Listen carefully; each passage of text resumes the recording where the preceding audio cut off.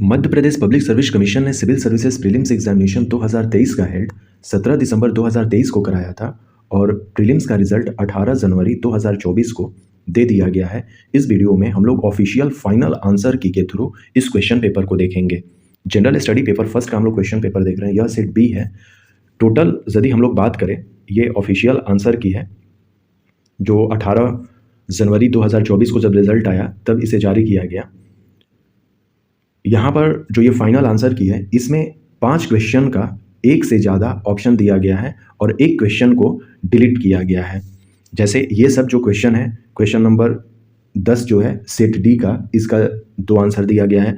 इसी तरह से एक क्वेश्चन यहाँ है, एक क्वेश्चन ये है, एक क्वेश्चन ये है, एक क्वेश्चन ये है। इस तरह से 5 क्वेश्चंस जो हैं एक से ज़्यादा ऑप्शंस दिए गए हुए हैं और एक क्वेश्चन को डिलीट भी किया गया है। इन सारे क्वेश्चंस को हम लोग अब देखेंगे कि क्या चीज़ है। यह सेकेंड पेपर का है ऑफिशियल आंसर की। इसमें भी कई क्वेश्चंस के जो आंसर है एक से ज़्यादा है।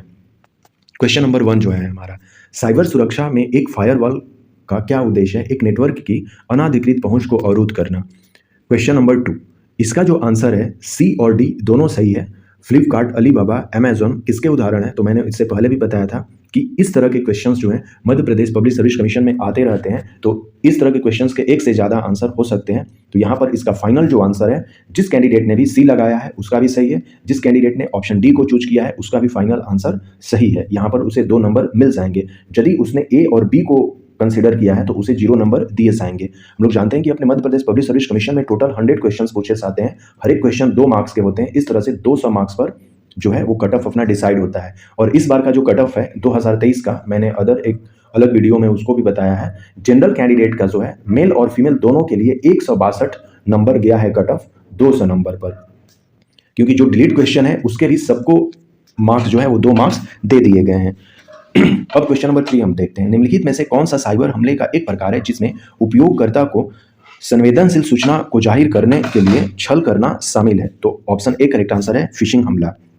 क्वेश्चन नंबर 4 में इसमें पूछा गया है निम्नलिखित में से कौन सा एक ई प्रोक्योरमेंट पोर्टल नहीं है? तो एमपी ऑनलाइन जो है ये ई प्रोक्योरमेंट पोर्टल नहीं है। ई कॉमर्स निम्नलिखित में कौन सा लाभ है? तो ये 24/7 कार्य करने की क्षमता रखता है।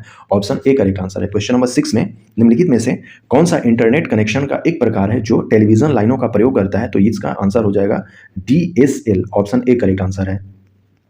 ऑलरेडी हम लोगों ने क्वेश्चंस को देख लिया है।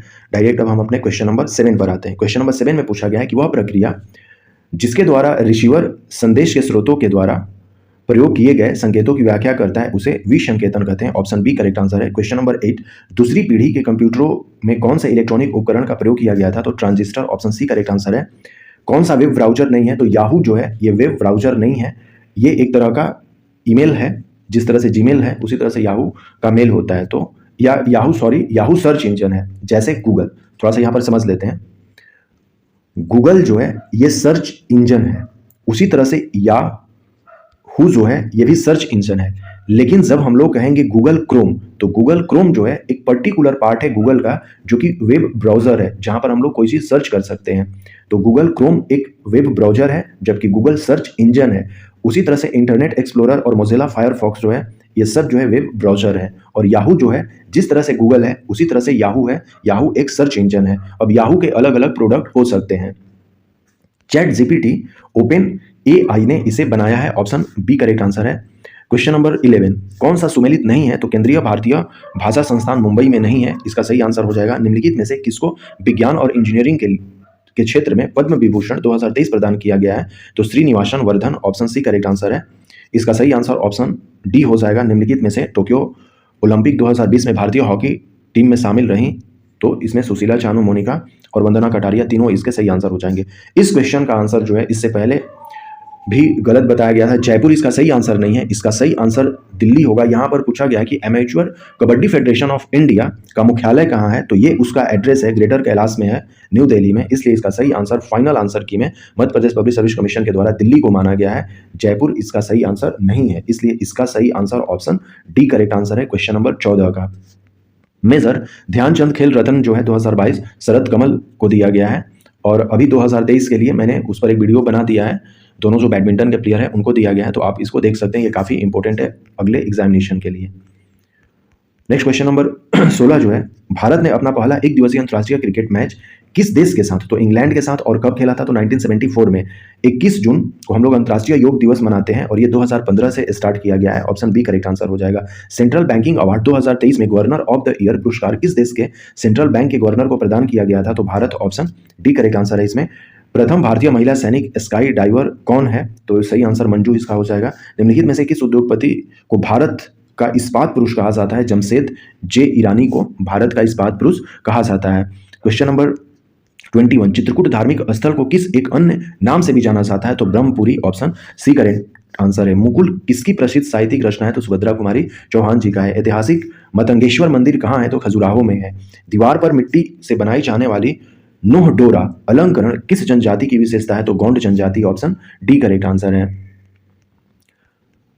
भीमा नायक के बारे में पूछा गया है, ये बड़वानी जिले से रिलेटेड हो जाएंगे। ये भील नेता थे, 1857 के विद्रोह में शामिल हुए थे ये।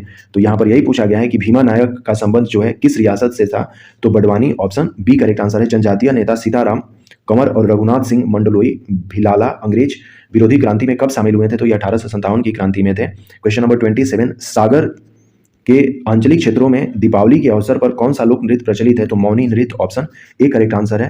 क्वेश्चन नंबर 28, रामचंद्रिका किसकी प्रसिद्ध रचना है, तो केशव दास। ऑप्शन सी करेक्ट आंसर हो जाएगा। स्वतंत्रता आंदोलन में निवाड़ी जिले की थौना लुहारी गोलीकांड की घटना कब घटित हुई थी, तो 1939 में ये हुई थी। ऑप्शन सी करेक्ट आंसर है। बाल कृष्ण शर्मा नवीन ने दो काव्य प्राणाप्रण तथा आत्मोत्सर्ग किस पर लिखे हैं, तो ये गणेश शंकर विद्यार्थी के ऊपर लिखा गया है।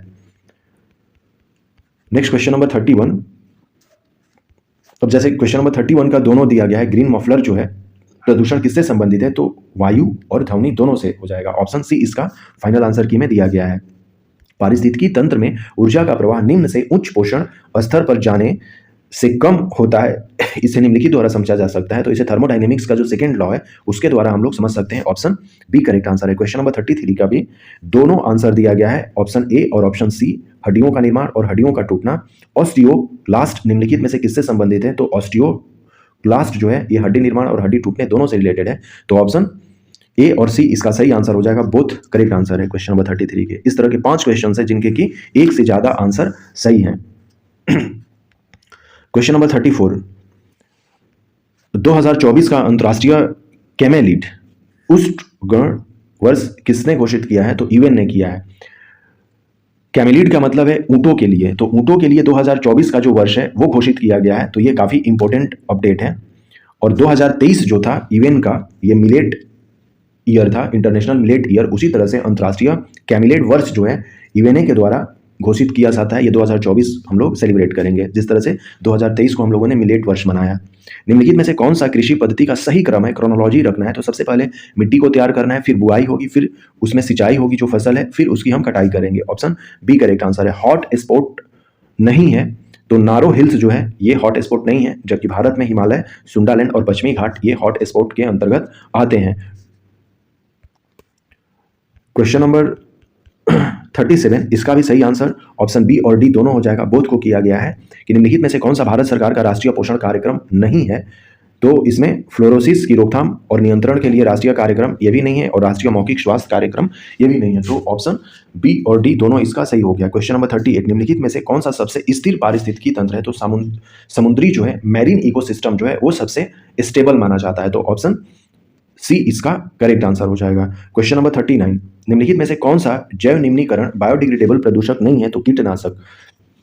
इसका सही आंसर आदित्य L1 इसका सही आंसर हो जाएगा क्वेश्चन नंबर 40 का।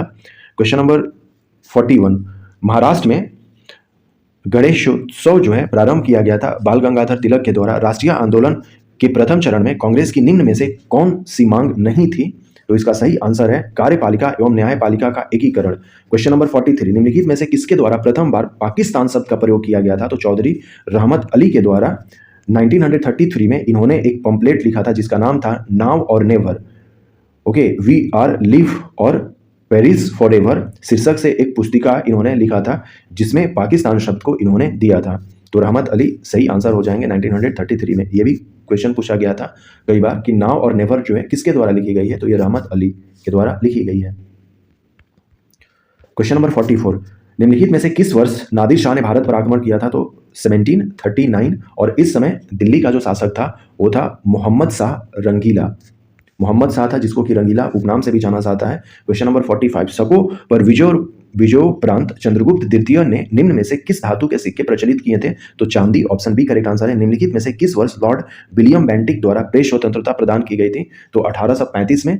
और आर्य मंजूश्री मुलकल्फ जो है किससे संबंधित है? तो महायान और वज्रयान जो बुद्धिज्म का दो सेक्ट हैं, इन दोनों से रिलेटेड है। तो फाइनल आंसर की में आंसर जो है बोथ को माना गया है। ऑप्शन ए, ऑप्शन डी दोनों इसका सही आंसर हो जाएगा। क्वेश्चन नंबर 48, निम्नलिखित में से कितनी रियासतें 15 जनवरी 1948 को सौराष्ट्र संघ में मिलाई गई थी? तो 222, ऑप्शन सी करेक्ट आंसर है।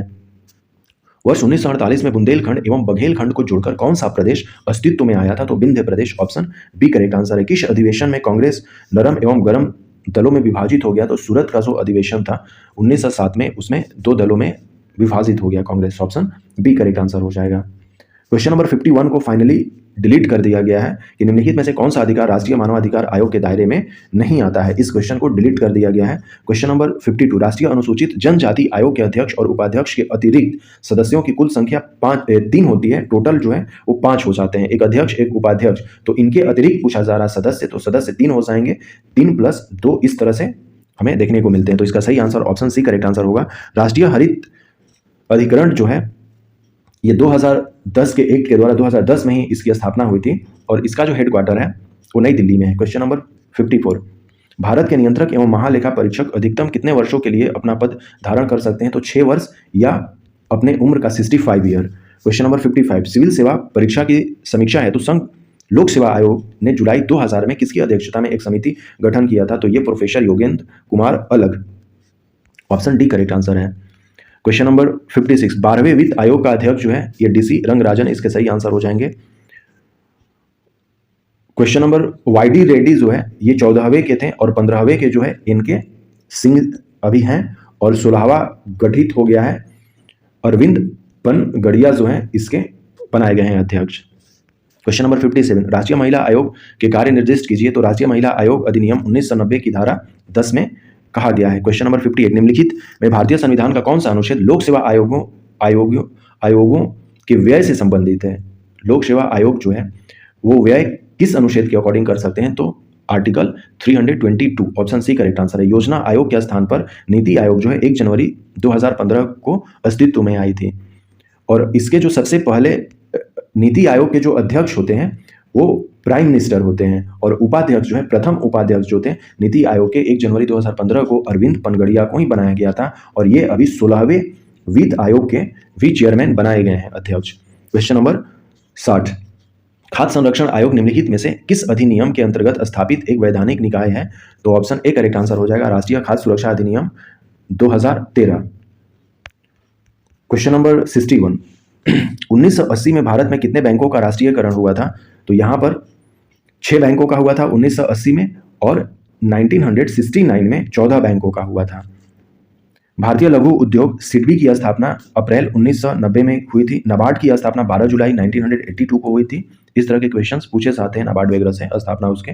नाबार्ड की जो हेडक्वार्टर है वो मुंबई में है। क्वेश्चन नंबर 64, राष्ट्रपति के चुनाव के लिए निर्वाचन मंडल में कौन से सदस्य शामिल होते हैं? तो संसद के दोनों सदस्यों के निर्वाचित सदस्य और राज्य विधानसभा के निर्वाचित सदस्य शामिल होते हैं। राज्यों की नीति निर्देशक तत्वों की व्याख्या भारतीय संविधान के पार्ट 4 क में की गई है। यह व्यवस्था किस देश से? एक्चुअली यहाँ पर क जो है एक्स्ट्रा मिस प्रिंटिंग है, लेकिन इस प्रश्न को डिलीट नहीं किया गया है, इसका आयरलैंड सही आंसर दिया गया है। पार्ट 4 में है डीपीएसपी जो है पार्ट 4 में है और पार्ट 4 का जो क है या ए जो है इसमें फंडामेंटल ड्यूटीज के बारे में कहा गया है, तो इसको थोड़ा सा ये कर लेना होगा। संसद का निर्माण निम्नलिखित में से किनके द्वारा होता है? तो लोकसभा, राज्यसभा और राष्ट्रपति तीनों के कंबाइंड फॉर्म से संसद का निर्माण होता है। 6 शेड्यूल से रिलेटेड ये 6 शेड्यूल कमर्शियल बैंक जो है 1980 में नेशनलाइज्ड हुए थे, जो कि यहाँ पर लिस्ट है उनका कि कौन कौन से बैंक हुई थी। नेक्स्ट क्वेश्चन नंबर 67, शिक्षा का अधिकार किस संविधान संशोधन द्वारा मौलिक अधिकार में शामिल किया गया? तो 86वां संविधान संशोधन 86th अमेंडमेंट एक्ट जो है जो 2002 में आया था उसके द्वारा, ये सही आंसर हो जाएगा 86वां। अनुच्छेद 51 क मौलिक कर्तव्य जो कि पार्ट 4A में है, जिसको हम पार्ट 4 क कहेंगे, इसमें टोटल जो फंडामेंटल ड्यूटीज हैं वो 11 है। किस संविधान संशोधन द्वारा प्रस्तावना में समाजवादी शब्द जोड़े गए थे? तो 42वां जो संविधान संशोधन था 1976 में। संविधान सभा का निर्माण किस योजना के तहत किया गया? तो कैबिनेट मिशन योजना जो 1946 में आई थी। पहली बैठक जो है संविधान सभा की वो 9 दिसंबर 1946 को हुई थी और जो सबसे अंतिम बैठक थी वो थी 24 जनवरी 1950 को। तो इस यहाँ तक संविधान सभा चला था। क्वेश्चन नंबर 70, वह निम्नलिखित युग्मों का मिलान करते हुए सही कूट को हमें पहचानना है। जैव आरक्षित क्षेत्र दिए हुए हैं, जैसे नोकरेक जो है ये मेघालय में है, मानस असम में है, सिमलीपाल उड़ीसा में है, शेषाचलम आंध्र प्रदेश में है। ऑप्शन ए करेक्ट आंसर हो जाएगा। भूमिगत ताप के उपयोग का प्रथम सफल प्रयास कहाँ किया गया था? तो बोइजे इडाहे यूएसए में। ऑप्शन ए करेक्ट आंसर है इसका। निम्नलिखित में से किसे मोलेसिस बेसिन भी कहा जाता है? मिजोरम को कहा जाता है। ऑप्शन सी करेक्ट आंसर है। लिटरेसी रेट से जो क्वेश्चन रिलेटेड था उससे यहाँ पर दिया गया है। फाइनल आंसर भी हम लोग देख लेते हैं इसका कि क्या फाइनल आंसर दिया गया था। टाटीपाका तेल रिफाइनरी आंध्र प्रदेश में है। गाजा स्ट्रिप जो है भूमध्य सागर के पास इस रिलेटेड है, फिलिस्तीन का पार्ट है गाजा स्ट्रिप। बैलाडीला हमें मिलाना है, बैलाडीला छत्तीसगढ़ हो जाएगा। केंदुझर जो है कोएंझर, इसको हम लोग पढ़ेंगे, उड़ीसा में है। बालाघाट जो है ये अपने मध्य प्रदेश में हो जाएगा और कुदेरमुख जो है कर्नाटक से हो जाएगा। ये सब आयरन ओर्स माइंस हैं। ऑप्शन बी करेक्ट आंसर इसमें हो जाएगा। क्वेश्चन नंबर 77, निम्नलिखित में से पटल विरूपण प्रक्रिया के अंतर्गत कौन सी प्रक्रिया नहीं आती है? तो विषम मांगी। ऑप्शन बी करेक्ट आंसर है। इसका फाइनल आंसर जो है Madhya Pradesh public service commission के द्वारा अधिकतम से न्यूनतम साक्षरता का सही क्रम जो है केरल, मिजोरम, गोवा फिर त्रिपुरा है। ऑप्शन डी को ही केवल एक ऑप्शन को चूज किया गया है यहाँ पर। ऑप्शन डी इसका सही आंसर है। नासिक जिले में त्रिम्बक पहाड़ियों से निकलने वाली इनमें से कौन सी नदी नहीं है? तो वैतरणा नहीं है, जबकि सेत्रांजी, भद्रा और ढाढर जो है ये त्र्यंबक पहाड़ियों से ही निकलती हैं। क्वेश्चन नंबर 80, निम्नलिखित में से कौन सी वायुमंडलीय परत जलवायु और मौसम के सभी परिवर्तनों के लिए चाहती है? तो क्षोभ मंडल। यदि ये अर्थ स्फीयर है तो जो सबसे पहला स्फीयर है इसे ट्रोपोस्फीयर कहते हैं, हिंदी में इसे हम क्षोभ मंडल कहते हैं। यहीं पर जो मैक्सिमम जो जलवायु की ये वायुमंडलीय जो घटनाएं होती हैं जिसमें जलवायु और मौसम है, इसका जो एवरेज हाइट है वो 13 किलोमीटर है अर्थ सरफेस से, यहीं पर होती हैं। समताप मंडल जिसको स्ट्रेटोस्फीयर कहते हैं, यहाँ पर ओजोन लेयर होता है। ओजोन लेयर जो है समताप मंडल में होता है। क्वेश्चन नंबर 81, निम्नलिखित में से कौन सा थर्मल पावर स्टेशन अनूपपुर जिले के चचाई में स्थित है? तो अमरकंटक पावर स्टेशन। वर्ष 2020-21 में मध्य प्रदेश में कपास उत्पादन में निम्नलिखित में से कौन सा जिला प्रथम पर रहा था? तो खरगोन में सबसे ज्यादा हमारे मध्य प्रदेश में कॉटन उत्पादन होता है। क्वेश्चन नंबर 83, बुनियादी सड़क सांख्यिकी वर्ष 2018-19 के अनुसार मध्य प्रदेश के सड़क मार्गों के संबंध में निम्नलिखित में से कौन सा कथन सही नहीं है पूछा गया है? तो सड़क घनत्व में यह राज्य देश में प्रथम स्थान पर है। नहीं, बिल्कुल नहीं है। ऑप्शन डी इसका गलत है, तो इसलिए यही अपना सही हो जाएगा। ऑप्शन डी करेक्ट आंसर है। वर्ष 2021-22 में भारत में तांबा उत्पादन में मध्य प्रदेश का स्थान जो है वो प्रथम है। ऑप्शन सी करेक्ट आंसर है। निम्नलिखित में से मध्य प्रदेश की कौन सी नदी 3 राज्यों में प्रवाहित होती है? तो माही। ऑप्शन सी करेक्ट आंसर है। निम्नलिखित में से कौन सी विशेषता मध्य प्रदेश की काली मिट्टी के संदर्भ में नहीं है? तो काली मिट्टी में रेत की मात्रा अधिक होती है। नहीं, अदर जो है वो काली मिट्टी से रिलेटेड स्टेटमेंट है। क्वेश्चन नंबर 87, पूर्णा नदी निम्नलिखित में से किसकी सहायक है? तो ताप्ती की है। क्वेश्चन नंबर 88, मध्य प्रदेश की जलवायु के संदर्भ में निम्नलिखित में से कौन सा कथन सही नहीं है? तो राज्य के दक्षिण भाग में शीतोष्ण कटिबंधीय जलवायु पाई जाती है। यह स्टेटमेंट गलत है, इसलिए अपना ऑप्शन सी करेक्ट आंसर हो जाएगा। मध्य प्रदेश में किस प्रकार के वन नहीं पाए जाते हैं? तो अल्पाइन जो है नहीं पाए जाते हैं। अल्पाइन जो है हाईलैंड्स पे पाए जाते हैं, जैसे कि हम उत्तराखंड, हिमाचल और जम्मू कश्मीर में अल्पाइन वृक्षों को देख सकते हैं। बीजागढ़ की पहाड़ियां निम्नलिखित में से किस पर्वत श्रेणी में स्थित है? तो Satpura. Option A correct answer हो जाएगा। क्वेश्चन नंबर 91, टंटिया मामा आर्थिक कल्याण योजना का उद्देश्य क्या है? तो अनुसूचित जनजाति के बीपीएल श्रेणी के लाभार्थियों को नए उद्योग व्यवसायों के लिए कम लागत वाले उपकरण और कार्यशील पूंजी की आपूर्ति करना। ऑप्शन बी करेक्ट आंसर है। क्वेश्चन नंबर 92, मध्य प्रदेश के किस शहर में ट्रांसफार्मर और संबंध उत्पादों के उत्पादन के लिए समर्पित क्लस्टर है? तो ग्वालियर में ट्रांसफार्मर बनाए जाते हैं। ग्वालियर को ट्रांसफार्मर के रूप में हम देखते हैं। ये कुछ दिया हुआ था कि assessments of states duty based on implementation of business reform action plan for the year 2020, इसमें कुछ कैटेगरीज दी गई हुई थी। इस पर करंट अफेयर का एक क्वेश्चन था, अभी हम लोग देखते हैं कि क्वेश्चन क्या था। ये वाला क्वेश्चन कि व्यवसाय सुधार कार्य योजना बिजनेस रिफॉर्म एक्शन प्लान 2020 के लिए राज्यों के मूल्यांकन में मध्य प्रदेश का प्रदर्शन कैसा रहा था, तो मध्य प्रदेश का जो प्रदर्शन है वो अचीवर्स में था। हम लोग यहाँ पर देख सकते हैं अचीवर्स कैटेगरी में इसको रखा गया था अपने मध्य प्रदेश को। अंडर अचीवर में नहीं है, अचीवर्स है, फिगर अंडर द अचीवर ये लिखा गया है, तो केवल यहाँ पर अचीवर्स कंसीडर करना है। तो इसका सही आंसर ऑप्शन डी है, ऑप्शन ए बिल्कुल नहीं होगा। मध्य प्रदेश निम्नलिखित जिलों को 2011 की जनगणना के अनुसार उनकी दशकीय जनसंख्या की वृद्धि दर क्रम को निम्न से उच्चतम, यानी कि सबसे जो जनसंख्या वृद्धि दर था वो अनूपपुर में था, फिर बैतूल, छिंदवाड़ा और मंदसौर, ये बढ़ते हुए क्रम में है। क्वेश्चन नंबर 95, मध्य प्रदेश राज्य की नीति योजना आयोग रिपोर्ट 2023 के अनुसार मध्य प्रदेश के किस जिले में बहुआयामी गरीबी में सबसे अधिक सुधार हुआ है, तो अलीराजपुर में हुआ है, क्योंकि अलीराजपुर जो है अपना सबसे पिछड़ा जिला माना जाता है, यहाँ पर गरीबी जो है सबसे ज़्यादा है, तो सुधार वहीं पर हुआ है और इसके लिए बहुत सारे प्रोग्राम भी सरकार के द्वारा लॉन्च किए गए हैं। क्वेश्चन नंबर 96, भारत में स्थानीय स्वशासन का जनक जो है लॉर्ड रिपन को माना जाता है। भारतीय संविधान के किस संशोधन द्वारा नगर पालिका कानून को अद्यतन बना दिया गया? 74वें जो है इसमें नगर पालिका को बनाया गया और 73rd जो है इसमें पंचायती राज इंस्टीट्यूशन को लाया गया। क्वेश्चन नंबर 98, निम्नलिखित में से कौन सा मध्य प्रदेश विधानसभा के प्रथम अध्यक्ष थे? तो Pandit Kunjilal Dubey, option D correct answer है। क्वेश्चन नंबर 99, कोई विधेयक है या नहीं, इसका निर्णय जो है ये विधानसभा के अध्यक्ष करते हैं स्टेट में, और पार्लियामेंट में लोकसभा के जो स्पीकर हैं वो ये डिसाइड करते हैं कि कोई धन विधेयक है या नहीं। इस चीज़ का बात जो है राज्य में वो राज्य में विधानसभा के अध्यक्ष करेंगे और पार्लियामेंट में स्पीकर करेंगे वहाँ के। क्वेश्चन नंबर 100, उच्च न्यायालय के न्यायाधीशों की अधिकतम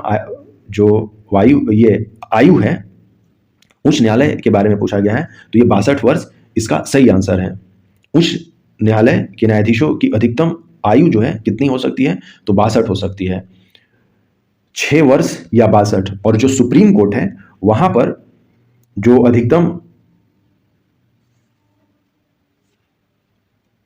आयु है वो 65 ईयर है या फिर 6 ईयर, ये सुप्रीम कोर्ट के लिए है, और हाई कोर्ट के लिए 6 और 62 ये हो जाएगा। तो ऑप्शन बी करेक्ट आंसर है इसका। तो इस तरह से Madhya Pradesh public service commission के फाइनल ऑफिशियल आंसर की के थ्रू हम लोगों ने सिविल सर्विसेज प्रीलिम्स एग्जामिनेशन 2023 का जो है वो क्वेश्चन पेपर देखा। मैं इसका जो जनरल स्टडी पेपर सेकंड है उसका भी फाइनल आंसर की के थ्रू जो है क्वेश्चन को अपलोड कर दूंगा, वो भी वीडियो।